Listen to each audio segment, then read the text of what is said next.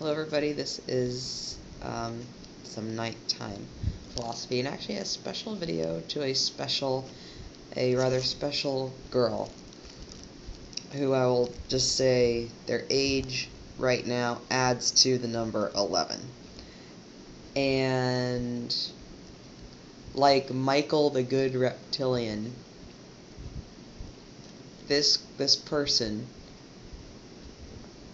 was ready to break out, who I met today, or technically yesterday. I got a little too mad at the UPS guy parked outside of my house, literally doing nothing, and went down there singing "Power to the humans," like power to the people. That's what he was singing in that, Lennon's singing in that one, "Power to the people." He says, "We're gonna put you down as we come into town, singing power to the people." What do we put down? We put down dogs, right? That's what he meant.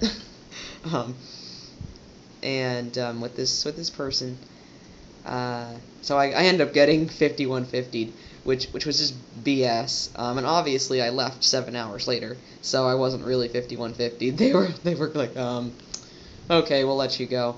But the reason that they were letting me go was because, I was taken to another place, not the same place, thank God, but another place that wasn't quite as bad, where the people weren't quite as skilled. And as I walked in, I was just pacing, kind of pissed off, and I hear someone say, "Hey, I remember you." And I just said, "I recognize your voice," because I did recognize the voice, because I thought, oh God, I know that. Yeah, I recognize you. You were at that place in Concord, whoever you are. I don't know who you are, but whoever you were at that freaking place in Concord, where they were flat out trying to kill me. But then after a while, maybe after half an hour, I was observing this person, and I noticed them pacing. They looked very distressed and agitated, and finally I went up to them and asked them, what's wrong? And they looked at me and said, "I think I'm losing my mind. I feel like a lost soul. I don't know what to do. I think I'm going insane." And so I talked with them for a little bit, and I said, "Well, okay, do you have humps up your back?" And they kind of hung their heads and said, "Yeah." And I said, "Do you remember what my back looked like when I was admitted into that place? Do you remember? Did you see it?" And they said, "Oh, well, no, not exactly." And I said, "Well, people were making fun of me because of how bad it was, how hunchbacked, how big the ridges were on my back. But look at my back now." And I held my back up straight. It's as if the humping, the ridging has started to reabsorb, or that my spine started to realign itself naturally somehow. And so I told her, "Look, doesn't have to be permanent." And she said, "I've done so many terrible things." And I told her, "That's what they want you to think. That's what they want you to think. They want you to think that you're a devil. They want you to think that, because that way it keeps you trapped in the cycle, so that you can't think, I'm going to ask the light for help." And so the staff, one of which had fangs. I am not kidding. They were lower. They're the two molar here, but obviously stuck out and up, like weird looking fangs. And the person would talk reptilian type gibberish, like when I would ask, "Oh, are we going to order any of my medications?" They would say, "What?" And I would say, "Ordering my medications." They hadn't quite figured out that their memory wiping thing didn't really work very well on me anymore. So that was annoying to them. Then they see me, uh-oh, she knows that person somewhere? Uh-oh, she's teaching that person how to deep breathe. She's teaching that person how to open their heart chakra. She's teaching that person that everything they're experiencing is real. The person was talking about being followed, implants, airplanes, noticing airplanes in the area following them, and they had tried to commit suicide multiple times and had been brought in multiple times trying to commit suicide. And I said, "Look, you're a starseed, I can tell. You're targeted. You're being targeted, and it's because you're a starseed of some type. I believe I know what type. I don't think it's relevant to say, but the starseeds now that are, you know, maybe around in the 20s and up and such, if they're not aware of what's going on, they can be confused. I noticed that they'll confuse them inside of the system, you know, get them so confused they don't remember half of anything. And they had put her on a bunch of Seroquel and things like that, and benzos, and she was still just a total mess. And she looked at me and she said, "Oh my God, they're releasing you because you're helping me. They're releasing you because you're helping me." And I said, "It looks like it. It does look like it, yeah. It looks like that's what they're doing. Honestly, it does look like that's what they're doing, because they were trying to separate us, they were trying to do all kinds of stuff, but none of the people were as, quote, mad skills as the place in Concord. John Muir, medical, Concord, California.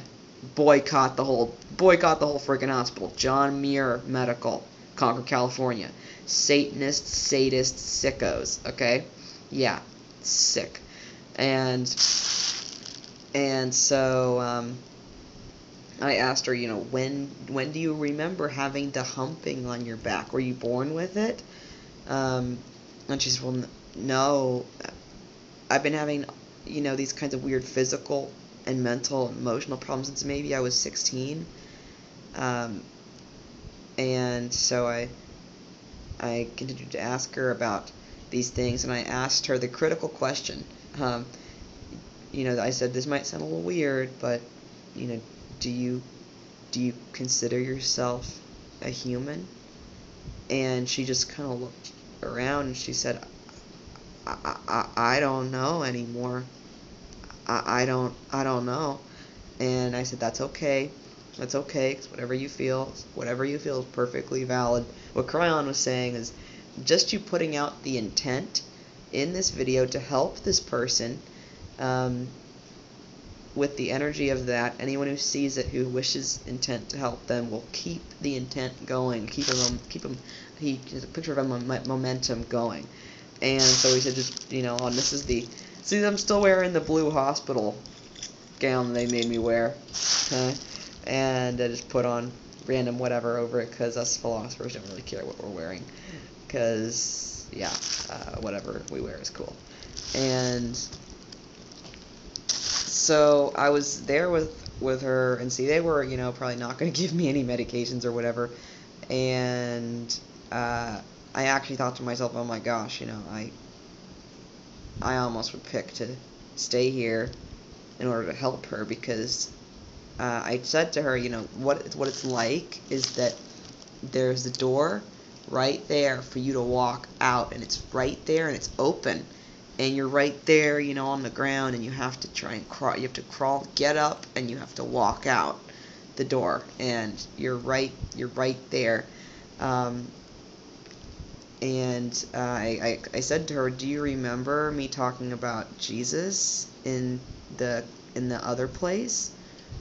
Because that's where she knew me from. She had been in that other place, but I think I recognized her as one of the people who didn't really mess with me very much. I had so much trouble from everybody else that I didn't have time to think about her really, except for the one guy, Michael, who I talked about, Michael the good reptilian, who looked at me and said, you have to get out of here. You have to get out of here. And she was the one who told me he got out.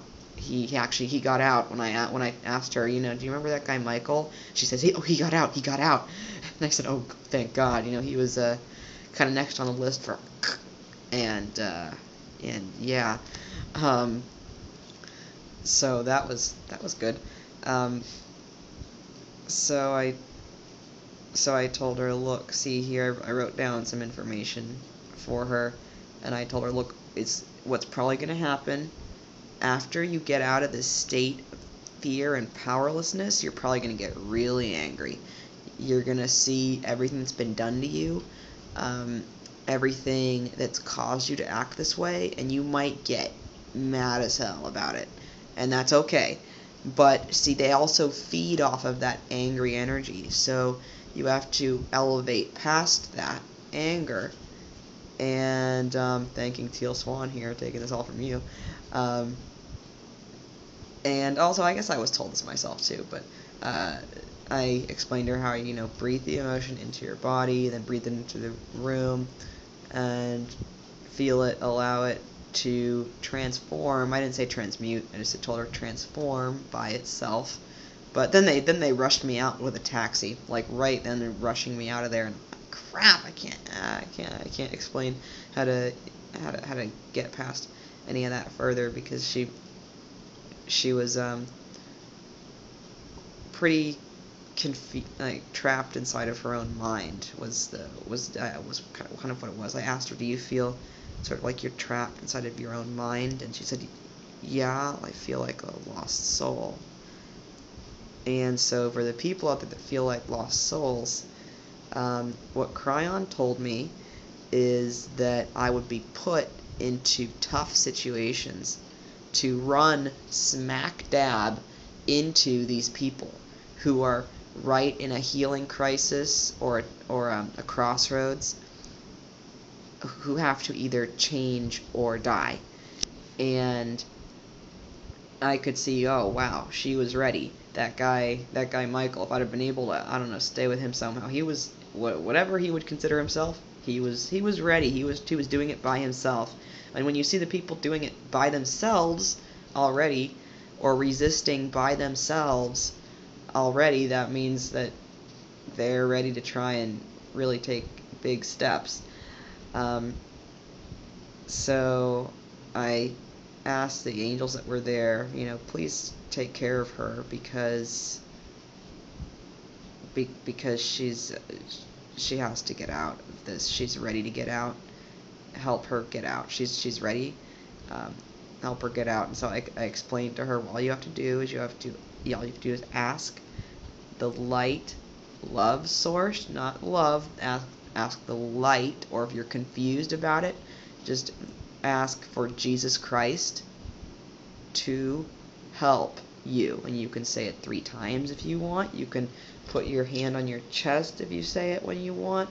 You might not notice it immediately. It might take a few days, but you are going to notice it if you ask, and you really ask for help. Then you're going to get it. And I said to her, do you remember how I was walking around with the Bible all the time? And she said, yeah, I remember that. And so then I went on and I explained, do you remember those pictures of aliens I was drawing? And she said, oh yeah, they're really good. I remember that really well. And I said, well, I explained the thing with Jesus being half Pleiadian, and I was very surprised that she took it so well. She had been raised in a variation of Christian faith, so I wasn't sure how it would come off, because she didn't seem to know about any of it, and was just kind of zonked out with medications. It was as if she was perceived as such a threat that they were trying to do whatever they could do to her to, it looked like, continue to feed off of her energy, something like that.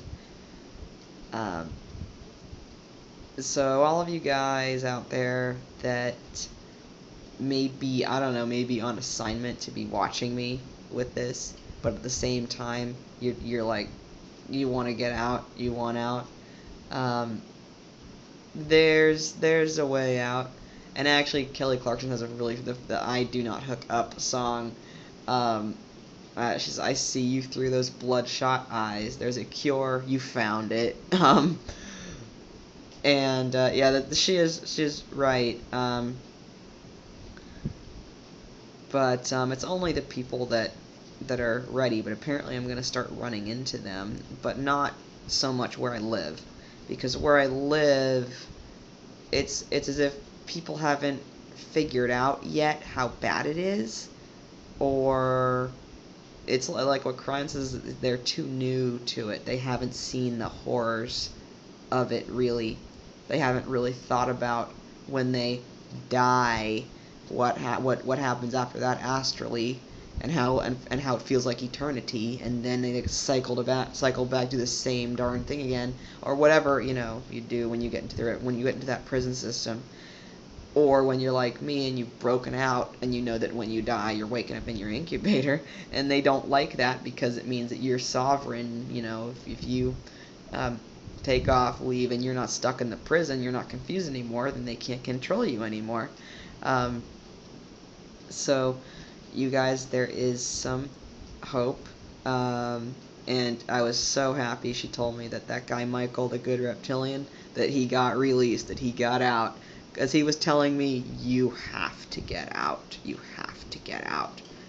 He completely knew that something was going on, and he didn't care that I was human. He didn't care.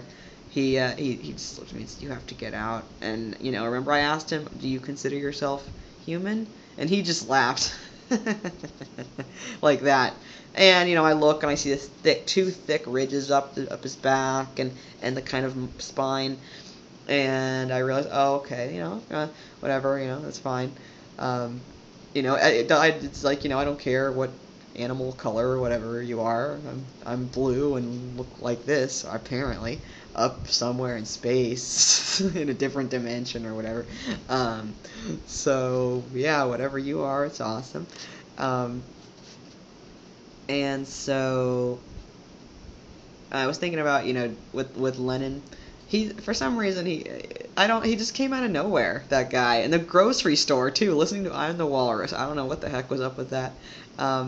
But he's saying, hey, you know, the Let It Be song, there's still a chance that and though they may be parted, Alien versus Predator, and though they may be parted, there is still a chance that they will see. And also he says, I was talking about the countries too. He says, I meant the countries of the world as well, as though they may be parted, and the peoples of the world as well. And though they may be parted, and also Alien versus Predator, he meant the whole shebang, he meant. And though they may be parted, there is still a chance that they will see. There will be an answer. Let it be.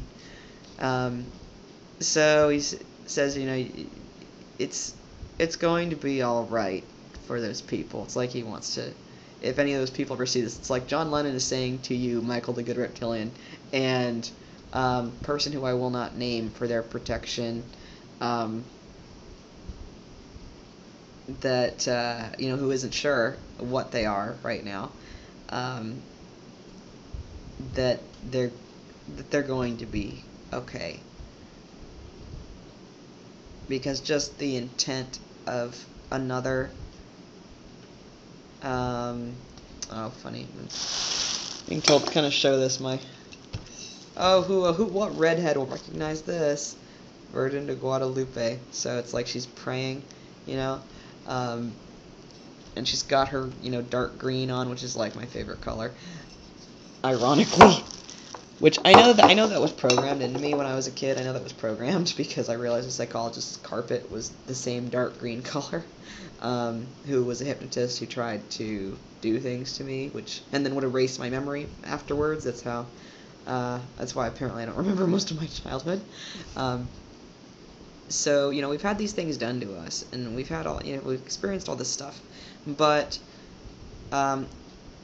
think of existentialism, where you were born with limiters, with things that you couldn't change, but you are still, as Sartre and Nietzsche and all of the, who's the father of existentialism? I'm missing the with the Norwegian guy.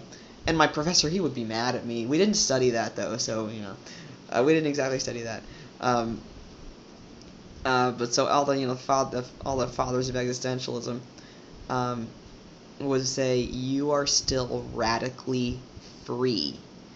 You have free choice. So okay, say you were born totally crippled and blind.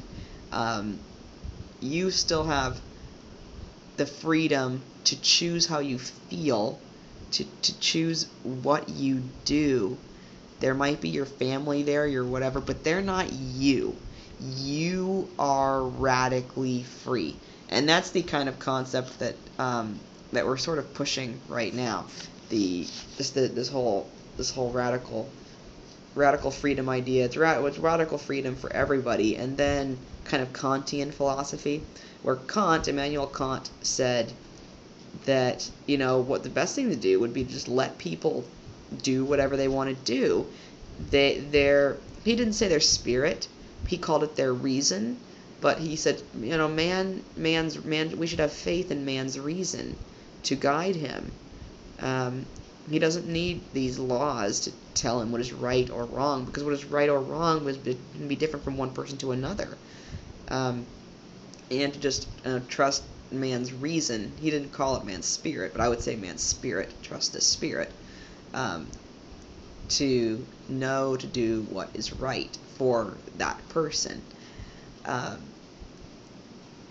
And so, with you guys, what I told her is, you know, do you ever get, say, you know, people will get things put in their neck. I showed her my ankle, where something a cut was made in there, and it looks like something might have been put in there, on my foot, with the tags and things. And I said, see, look, I have these there, though, but they don't work anymore.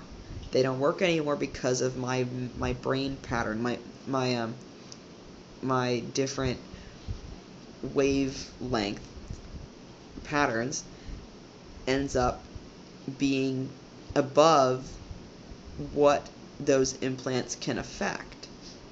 So I was trying to explain to her, as you raise your frequency, then this can't hurt you anymore. And then right as I'm saying that, they're like, oh, get out, get out, get out.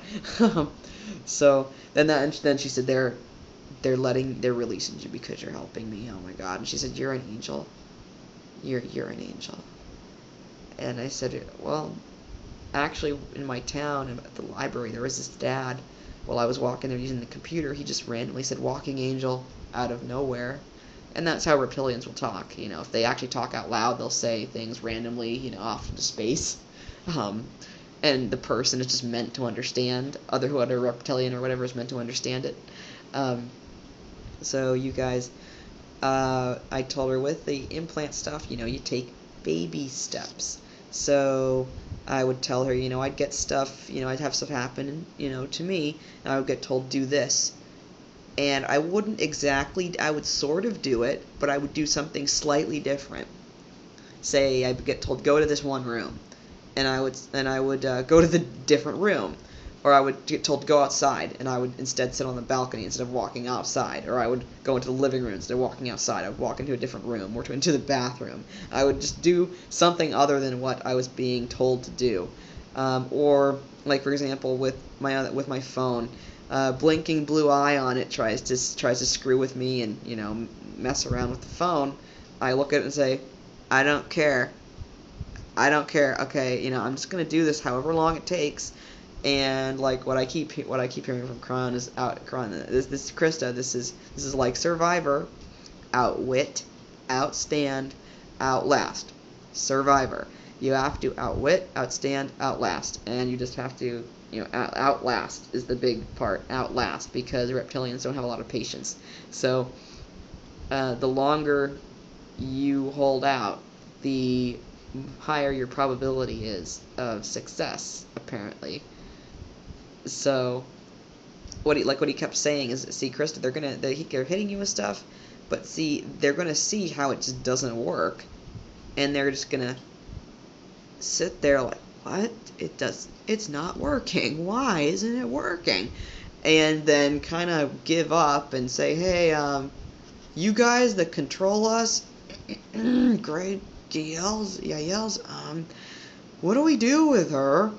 And then then it gets really funny, because see, the Yaels and the Arcturians will actually get along on a sort of on an interesting basis, but then they try and screw us over. So we can't really be friends with them, which is annoying because they're fun to be friends with. 'Cause they're so damn smart, but it just ends up kind of not working right now. So I thought, okay, well, whatever. I'll, you know, wait until I find a Yael who's wanted to kill themselves repeatedly because they can't stand it anymore, and then say, okay, do you want to learn the Arcturian thing or the light thing or not, or do you want to be master of the dark arts, whatever, still, because your master of the dark arts is making you want to commit suicide. So do you want to keep doing that or not? I've decided I'm pretty much going to wait till I find that. And you guys, I will know if you are faking it. I will know, because you guys tried to fake it a billion times, and I will know now. I will know. So don't even go there with me. Other than that, I would just like to tell all of you guys that there is hope. When I was told you're going to be like a missionary, to the Gentiles, to the races that you'd think could not be saved, and those are the people you're famous with. Those are the people who know who you are and know your name, and that's who you minister to. And he would actually he would say minister, like a ministry. It was kind of funny the way he would word it. That's who you minister to. You're supposed to go to those ones and help them out, because you were in there. You had a humped back. I was like humped over like this thick physical. I'm talking about things growing up my back, right? Like a big reptile. And feeling urges to clean everything, scent like a dog almost, and like some sort of animal that would lash out like that, or if you made it mad, it could bite your head off in a second, something like that. I started to feel whatever those different things, and your whole astral hello demons that want to have sex with you kind of thing, and you have to say no. I told her, like, with people saying what's your name and everything, if you feel something strange, you just say no. Just say no. That's what I started doing with people saying, oh, like your name and stuff. Just say no. And I asked her very carefully. I said, I know you might be frightened to tell me your name. I'd want to know your name so I could talk to you. I want you to know that I want you to be calm, because I didn't want to say I don't want you to be afraid, because then that could be interpreted as be afraid, depending on the level of programming. So I said I want you to be calm. And she said, no, I know you're not trying to hurt me. I know. Because she saw me walking around there getting killed and then walk out of the frickin' place. And she said, I've been in this place a lot. I've been in there a lot. And so we're all going to pray for her and for Michael the good reptilian, because that guy was really something. He was incredibly smart. And he shouldn't have been on any stupid medications. He said he shouldn't have been being yanked around like that. He was being made submissive like this, and you could tell that he was very smart, and that he wanted out. And they were trying to make him dinner. Like, they wanted to make me dinner. Because he wanted to get out, and because it was like, you're betraying us, you're ratting, or you're betraying your race, blah, blah, blah. Or, I'm betraying my RH negativeness, or I'm betraying my Masonness. Well, you know what? You're betraying your planet. You are betraying your planet. So, where you live, you're betraying that, and it's alive. It's way more alive, basically, than you are. Or way more aware of what's going on than you are, than what you think you're seeing everywhere. Like what the construction worker outside said to me before they 5150'd me. Okay, so this construction worker says, you know who I am? I am the devil, and I'm coming to get you. And Mexican accent and everything, construction worker. And I knew the guy before he was possessed, and I was just like, oh man, like, it was bad. I had known this guy before the change happened. And I just thought, oh my gosh, this guy used to be the sweetest guy, and he was pointing at me with these, I am the devil, and I'm going to get you. And you know what? No. Just no. And I said to them, you guys, when you call the police, nothing happens. And so they did take me to the place, and immediately walking in, hey, I remember you. And it was like I was told, when I went, I just said, yeah, I remember your voice. I was, because I remembered, I was pissed off, thinking, you were one of those people in Concord, oh my gosh, at John Muir, at the hospital, you were one of those people in Concord, trying to kill me. But then when I was sitting there, Kryon said, hey, she said, hey, I remember you. Now go look at her. And she looked so disturbed, and I was told, get out a piece of paper. And so I started automatic writing, and I was given instructions saying, we've put you here to minister to her. We've put you here to teach her, to try and help her. Try and help her as much as you can. Try and help her right now. And don't worry, we're going to protect you. And, you know, what do I know? Next thing, you know, 2 hours, 3 hours go by, and I get told, oh yeah, we're going to let you go. Mostly because I immediately go to this girl, start talking to her, asking her questions, and she's going to get out of this. I know she will. And I know, everybody has to pray for the real good reptilian. You know, there's a real good reptilian when they look you in the eyes and they say, you gotta get out of here. You've gotta get out of here. That's when you know you're dealing with a good reptilian, okay? The ones that you just see put up on YouTube, like it just pops up or whatever, like Lacerda, which is also in Fear and Loathing in Las Vegas, which is BS. Well, their interview's not BS, but the name, like, I'm Lacerda, your photographer. And see it in Fear and Loathing in Las Vegas. I'm Lacerda, your photographer. And it's like a gay guy, which is funny because Lacerda is a female reptilian, right? And they possess they'll do a male-female pairing, you know. So if someone possessed me, it'd be a male. It was a male trying to possess me. Called himself Gary. He it didn't really work. Anyone that tried to possess me, male or female, they would end up hitting my spirit and then be confronted with it, and it was like they just couldn't stand in it. And then they would say, well, hey, you know, you're right, but I know I'm screwed. I guess, like, the best thing I can do is help you out, because if I possess you, you know what's going on. They're gonna kill you and me in you and all that and sacrifice you and stuff. And I don't want to die, so, I mean, it would be like a kind of everyone out for themselves kind of mentality with them. And so I was able to kind of use that, but at the same time I would say, hey guys, you know, there is a way out of this. You can get out of this, and you know how I'm doing it. Hello, book 1, book 12, and the big secret, the big elephant in the room that no one wants to get out. That's how I'm doing it.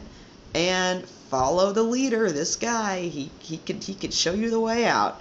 And it's kind of like, yeah, no, like I said in the one video, you know, Kryon went to the reptilians. Now it's like, you know, I think eventually somebody's gonna go to the Greys, the aliens in the Alien vs Predator movie, and minister to them too. But just who that is, who knows? But all these people, I pray for them, for all of you who are trapped, who want to get out. You can get out, and that's part of why I'm here. I'm here to be the example of the person getting hit constantly and saying, no, get out, get out, get out, and literally just watch me and do what I do. Just watch me and do the same stuff that I do. So you'll see how I get told to do this or do that, and I say, I don't care, goodbye. And maybe I get influenced to do something this, maybe I fall into a trap, but then I say, oh, I'm going to get up and just carry on with my day. It's a new day. Taking the trick, also trick from Teal, where, you know, if you totally get screwed over somehow, pretending that the day split and a new day starts. I somehow figured that out to do that myself, because so many screwed up things would happen. So thanks for that tip too. And also all the teachers on YouTube, you guys are gonna be okay. You guys are gonna be okay. And life is gonna be okay. And also we're gonna figure that out, because I'm still gonna be alive. And you guys are gonna see, well, she's still alive, and it's gonna change from uh-oh to wow. she's still alive. Wow, what the heck? What do we do about what? Well, not and then it'll go from what do we do to how do we get that? Because Kryon was telling me what's going to happen is finally people are going to start looking at you and saying, whatever you've got, yeah, sometimes you'll yell and get bitchy or whatever, but whatever that spirit is that you have, I want it. Can I have it too? And yeah, everybody can. Yeah, it's everywhere. I just happened to call it Kryon because it just kind of feels like the book series Kryon talking to me, but it's the Holy Spirit. You would call it the Holy Spirit of light and love, not of just love or whatever, but light and love. You gotta have both, or then you can get confused in the darkness. So with that, I will conclude this Arcturian philosophy. These are prayers for all these people. And so, all of us, let's please pray for all of these souls, because they are lost, but they are about to be found. You guys just do the work, just do whatever you can that is of your free will, whatever you can that you like. I told her, if you wanna, if right now you feel like standing and going to the bathroom, do that. If you feel like going and sleeping, do that. If you feel like moving to another chair, do that. Anything. See how I was walking around and pacing? And she said, yeah, I was just, because that was what I wanted to do. Anything that you want to do that makes you happy, anything in that moment, do that. Because when you're dealing with the crisis type situation, something someone might want to do might be roll over, or sit up, or lie down, because of how bad it can all get, depending on what you're exposed to and all different factors. So you guys are gonna be all right, and you are in my prayers and the prayers of whoever else sees this on YouTube. So I love you guys, and you're gonna make it. I know you are. Blessings from Arcturian philosophy.